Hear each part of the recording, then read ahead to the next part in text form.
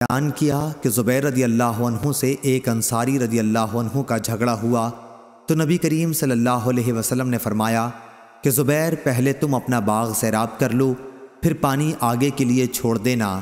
اس پر انصاری رضی اللہ عنہ نے کہا کہ یہ آپ کی پھوپھی کے لڑکے ہیں۔ یہ سن کر رسول اللہ صلی اللہ علیہ وسلم نے فرمایا زبیر اپنا باغ اتنا سیراب کر لو کہ پانی اس کی منڈیروں تک پہنچ جائے، اتنے روک رکھو۔ زبیر رضی اللہ عنہ نے کہا کہ میرا گمان ہے کہ یہ آیت ہرگز نہیں، تیرے رب کی قسم یہ لوگ اس وقت تک مومن نہیں ہوں گے جب تک آپ کو اپنے تمام اختلافات میں حکم نہ تسلیم کر لیں۔ اسی باب میں نازل ہوئی ہے۔